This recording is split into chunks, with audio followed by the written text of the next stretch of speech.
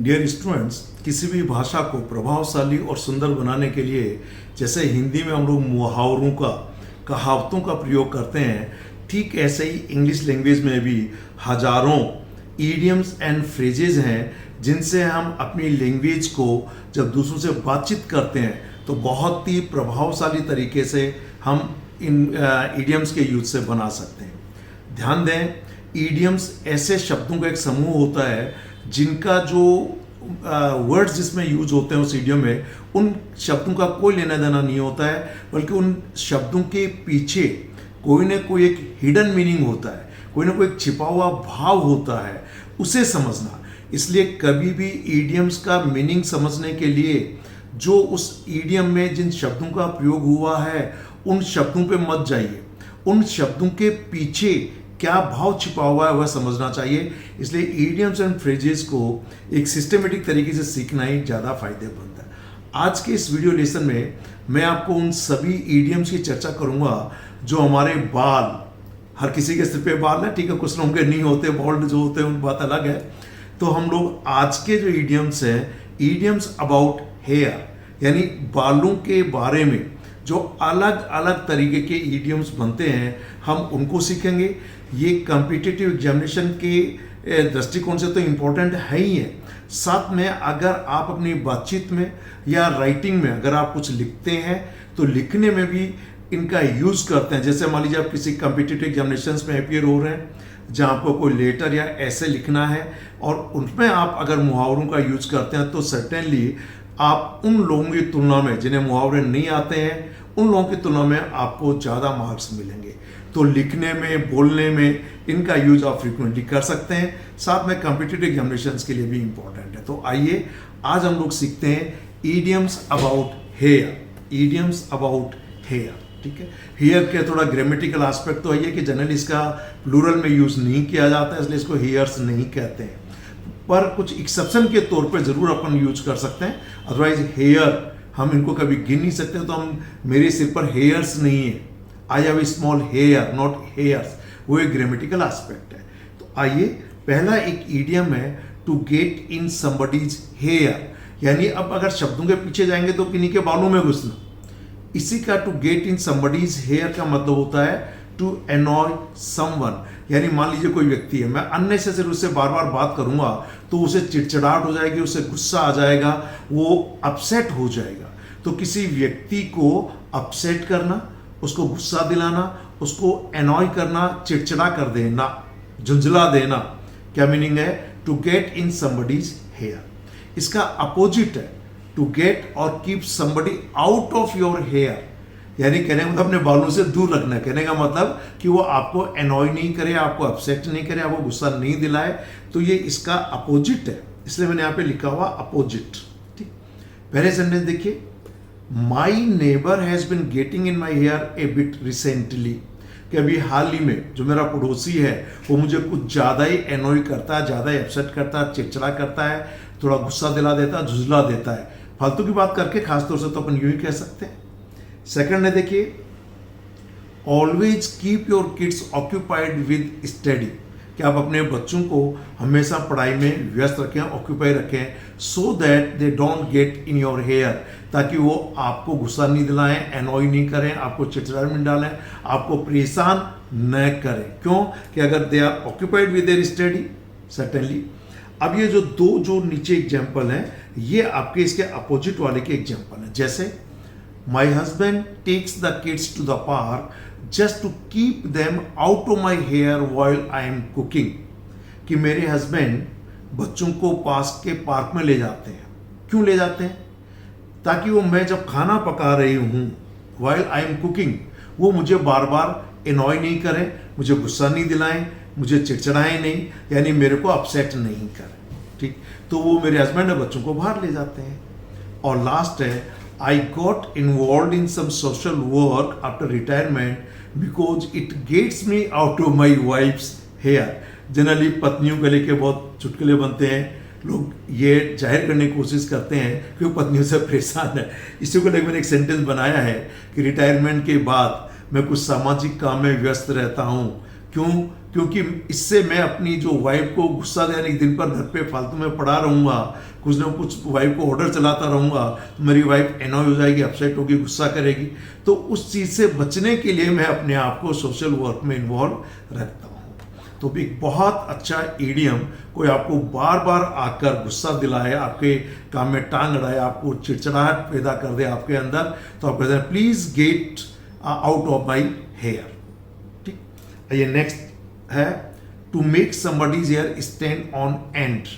अब देखिए इसका क्या शाब्दिक अर्थ चाहे तो मतलब बालों को खड़ा करना है। कभी कभी आदमी डर जाता तो कहता ना, और मेरे तो बाल ही खड़े हो गए थे। क्लियर है? और होता भी है कि पूरा एक शिवरिंग सा शरीर, आप कोई डरावनी चीज़ देखें, एकदम से आपको कोई झटका लगे, कुछ एकदम मन में डर आ जाए, तो जो अपने बाल हैं, बॉडी में एक सेंसेशन जैसा होता है, बाल ऐसे खड़े हो जाते हैं। तो उसी से रिलेटेड है to make somebody's hair stand on end, यानी जहाँ से उगे वहाँ पर खड़े हो जाते हैं। ओके, इसका मतलब है टू फ्राइटन और हॉरिफाई समवन, किसी व्यक्ति को भयंकर डरा देना। ठीक है, एकदम से एकदम आदमी डर जाता है तो बाल खड़े हो जाते हैं। ठीक, जैसे देखिए सेंटेंस देखिए, the cold blooded murder of an innocent person made my hair stand on end, कि एक बहुत ही इनोसेंट पर्सन, इसका प्रोनाउंसिएशन में दीजिए, it is not innocent, it's innocent, कि एक इनोसेंट पर्सन बिना किसी उसकी गलती के, जो शांति से बैठा हुआ था, किसी ने आके उसका मर्डर कर दिया, तो उसने मुझे बहुत डरा दिया, फ्राइटन कर दिया, आतंकित कर दिया, हॉरिफाई कर दिया। नेक्स्ट है, this is a horror movie that will make your hair stand on end, कि एक बहुत ही हॉरर मूवी है, यानी डरावनी पिक्चर है, ये आपके बालों के रोंगटे खड़े हो जाएंगे आपके इसे देखकर, इसे कहते हैं रोंगटे खड़े हो जाना। नेक्स्ट है, the thought of jumping from the 10th floor of the building makes my hair stand on end, कोई व्यक्ति बहुत ऊंचाई से 10वीं मंजिल से कूदने का विचार भी उसके रोंगटे खड़े कर देता है। आपने कई बार देखा होगा कि एयरफोर्स से कुछ लोग उड़ते हुए एरोप्लेन से हजारों फीट ऊपर से पैराशूट के मार्फत कूद जाते हैं। कई बार तो उनको देखकर ही व्यक्ति के जो रोंगटे खड़े हो जाते हैं, यानी एकदम से ऐसा एकदम शिवरिंग सी हो जाती है। ठीक, यहाँ पर भी क्योंकि 10th फ्लोर से कूदना, भले नीचे नेट लगा है, लेकिन फिर भी क्या होता है, रोंगटे खड़े हो जाते हैं, यानी डर जाते हैं, आतंकित हो जाते हैं ऐसे विचार से ही। तो एक बहुत अच्छा मुहावरा। नेक्स्ट है to let your hair down. अब देखिए इसका शाब्दिक अर्थ जाएंगे तो बालों को बिल्कुल यूं, जब आदमी आराम से होता तो खुले बाल करके, खासतौर से महिलाएं खुले बाल करके आराम करती हैं, बस उसी से रिलेटेड मान लीजिए to relax completely, to relax और एंजॉय योर सेल्फ, कि पूरी तरीके से आराम करना, न कोई बाल जुड़ा बनाना, न बाल निकालना, न उनको बांधना, बस बाल चाहे कैसे भी फैले हुए हैं आराम से है। तो लेट योर हेयर डाउन। मान लीजिए आपने दिन भर काम किया, कभी आपने तो बहुत पैसा कमा लिया, क्यों ज़्यादा भागदौड़ करते हो, आप आराम से रहो, let your hair down, relax. ठीक, तो टू रिलैक्स कंप्लीटली, सेंटेंस देखिएगा, you have work the whole day, now you should let your hair down. आपने दिन भर काम किया है, अब क्या करना भाई, अब आराम करो, रिलैक्स करो। ठीक, so now you should let your hair down. Next देखिए, the company gives us all a chance every year to really let our hair down. आपने देखा होगा जो भी गवर्नमेंट डिपार्टमेंट्स हैं, जो बड़ी बड़ी कंपनीज हैं, वो अपने कर्मचारियों को साल में एक बार, 2 बार, 2 साल में एक बार घूमने फिरने के लिए पैसा देते हैं, ताकि वो किसी नेचुरल प्लेस पे, हिस्टोरिकल प्लेस पे जाएं, किसी होटल में ठहरें, रिजॉर्ट में जाके ठहरें और वहाँ जाके पूरी तरीके से आराम करें। तो यही यहाँ पे कहना चाह रहे हैं कि भाई कंपनी हमको साल में एक बार एक ऐसा मौका देती है कि हम वाकई में जाके कंप्लीटली रिलैक्स करें, एंजॉय करें और कंप्लीटली आराम करें। ठीक, नेक्स्ट देखिए, it is about time you let your hair down and had some fun, कि भाई अब एक उचित टाइम है कि अब आप आराम करो और थोड़ा मस्ती करो, हैड सम फन, काम बहुत कर लिया, पैसा बहुत कमा लिया, सो ये अब सही समय है, it is a right time, it is about time that you let your hair down and had some fun.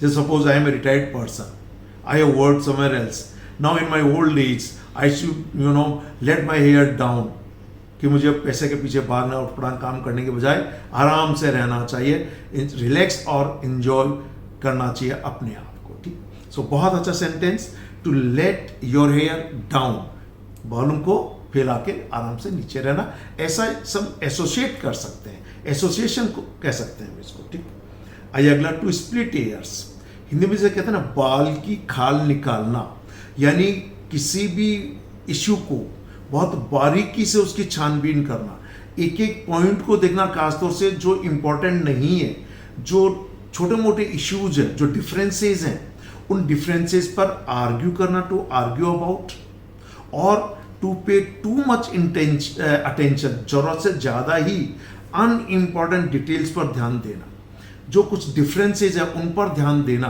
जिसे हिंदी में कहते हैं बाल की खाल निकालना।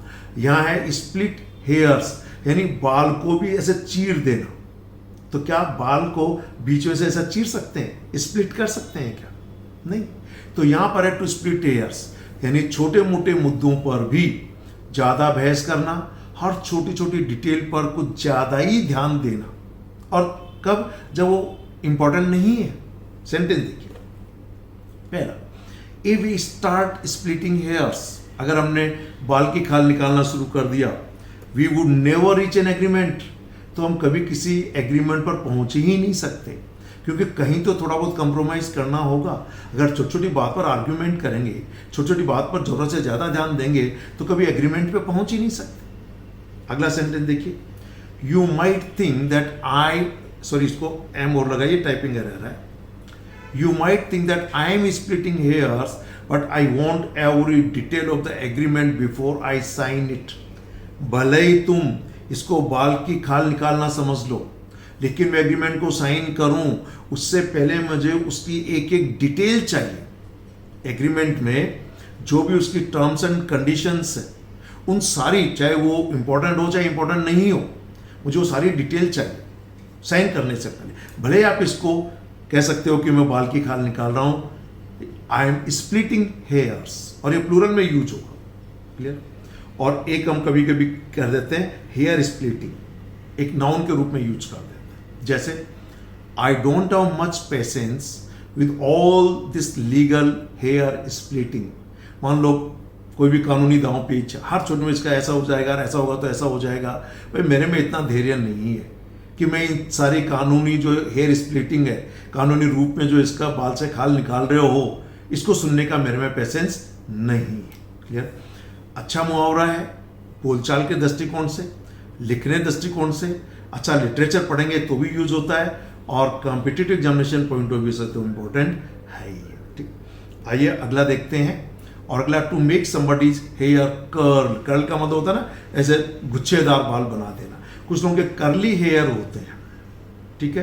कर्ली हेयर का मतलब जो घुमावदार बाल जो होते हैं ना, उन्हें कर्ली हेयर कहते हैं। बहुत से लोगों के होते हैं, कुछ लोग जानबूझ के अपने हेयर को कर्ली करवाते हैं।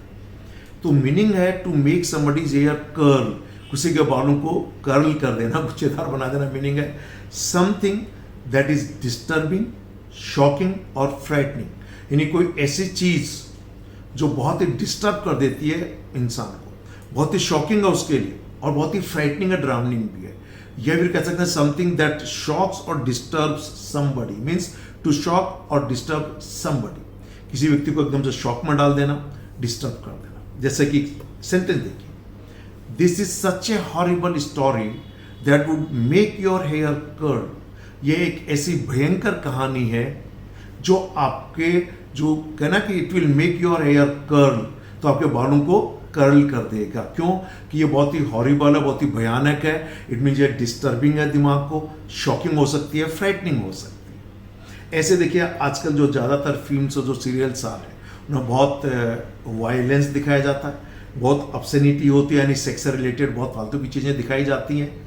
तो जब मैं ऐसी चीज़ें, ऐसी फिल्म, ऐसी टीवी सीरियल देखता हूँ तो मैं खुद भी, वो मुझे डिस्टर्ब कर देती है, मुझे शॉक में डाल देती हैं। तो एक सेंटेंस मैंने बनाया है, most films and TV serials contain a lot of violence and obscenity that make my hair curl. कि जो अधिकांश फिल्में और जो टीवी सीरियल्स हैं वो किससे भरे हुए हैं? हिंसा से भरे हुए, वायलेंस से। ऑब्सनिटी यानी सेक्स से रिलेटेड जो फालतू की चीजें उनसे भरे हुए हैं, ये सब क्या करते हैं, दे मेक माई हेयर कर। तो एक बहुत अच्छा मुहावरा कि कोई भी ऐसी बात, कोई भी ऐसी चीज जो आपको डिस्टर्ब कर दे मानसिक तौर पे, जो आपको एक तरह से शॉकिंग वाली चीज हो आपके लिए और आपके लिए फ्राइटनिंग हो, समाज के लिए भी फ्राइटनिंग हो सकती है। तो एक अच्छा मुहावरा है। अगला देखिए कि to keep your hair on, बाल हमेशा ऑन रखना। इसका आप ये भी कह सकते हैं to keep your shirt on, shirt पहने रहना कहने का मतलब। अब देखिए ये बहुत ही इम्पोलाइट है। पहले तो ये मान लीजिए अगर किसी को आप अगर ये कहते हैं तो एक तरह से इससे थोड़ा मतलब इनफॉर्मल है, इम्पोलाइट है। कब यूज करते हैं, it is use for telling somebody to keep calm and not get angry and upset, कि किसी व्यक्ति से भी आप जरा शांत रहो, है ना, गुस्सा मत करो, अपसेट मत हो। मान लीजिए मेरे हाथ में कोई पेन है, पेन मुझसे गिर गया, पेन गिरते ही वो पेन मान लीजिए आपका एकदम से अपसेट हो, गुस्सा, अरे यार मेरा पेन तोड़ दिया। तो मैंने कहा just keep your hair on, it has not broken, कि जरा भाई शांत रहो, गुस्सा मत करो, टूटा नहीं है ये। कभी छोटी मोटी गाड़ियां एक दूसरे से टकरा जाती हैं और दोनों ही गाड़ियों के जो मालिक होते हैं गुस्सा हो जाते हैं, तो कई बार आप उनको कह सकते हैं कि just keep your hair on, it didn't get much damage, कि इसमें ज़्यादा डैमेज नहीं हुआ है, भाई क्यों फालतू में नाराज हो रहे हो, क्यों गुस्सा हो रहे हो, शांत रहो। तो इसका कभी कभी हो सकता है टू रिमेन काम, कि शांत रहना। सेंटेंस देखिएगा, दो he was ill treated in the meeting yesterday, कि कल उसके साथ मीटिंग में बहुत ही दुर्व्यवहार हुआ।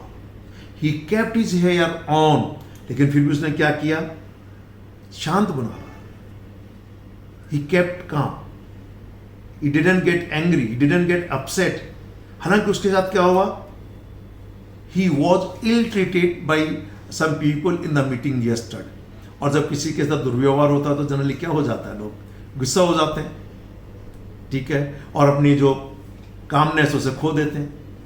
तो उसी सेंस में अगला देखिए, keep your hair on friends, we have got plenty of time to get to the examination centre.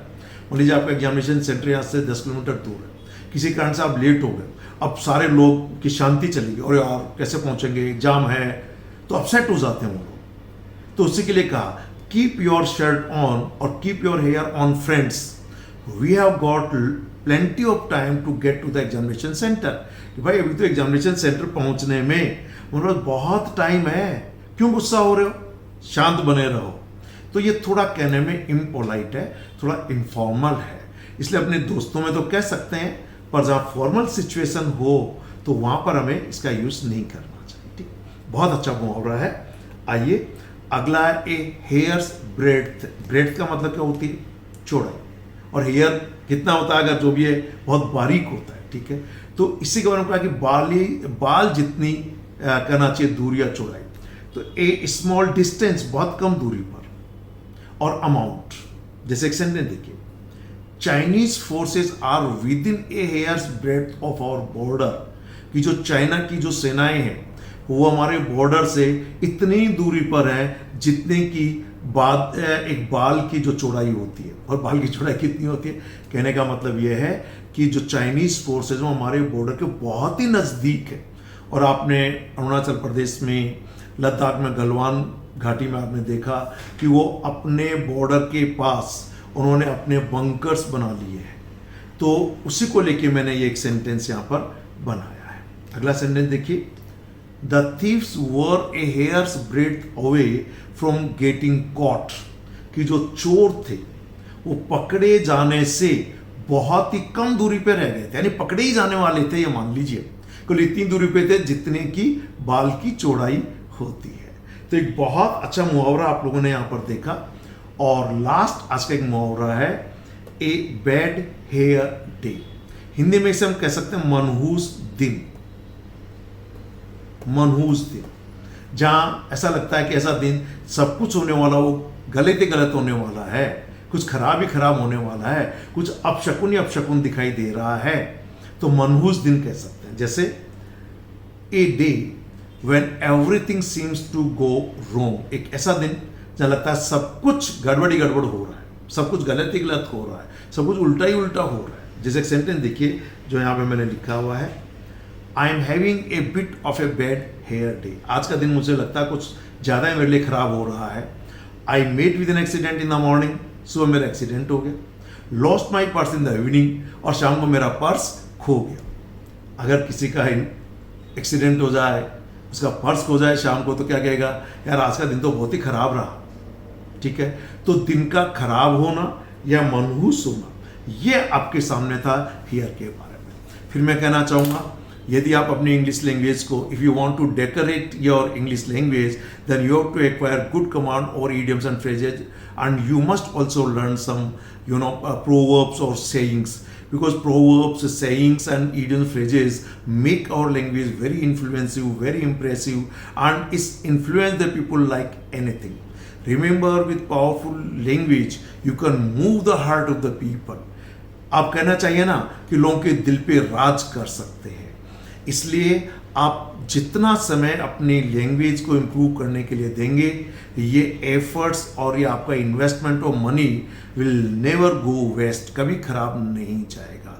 हम आपको ऐसे ही सेक्शन वाइज वीडियोस आपको यहाँ पे प्रोवाइड कर रहे हैं, जैसे कभी एनिमल्स पर बनाया, कभी बॉडी पार्ट्स पर बनाया, जैसे अभी आने वाले टाइम में और कुछ हम ऑलरेडी अपलोड कर चुके हैं, जैसे हार्ट है, माइंड है, आईज है, ईयर्स है, फेस है, आर्म्स है, फिंगर्स हैं, एल्बोज हैं, लेग्स हैं। हम इन सब पर आपको बहुत से इडियम्स दे रहे हैं, और साथ में कुछ वर्ब्स, कुछ इडियम जो वर्ब से शुरू होते हैं, वो भी हम लोगों को आपको प्रोवाइड कर रहे हैं। Thank you very much, have a nice day, and if you are not subscribed our YouTube channel, kindly subscribe our YouTube channel, and also press the bell icon so that you can get the notification whenever we upload such videos. And if you feel that these are highly useful for all of you, then you also share it with all your friends. Thank you very much.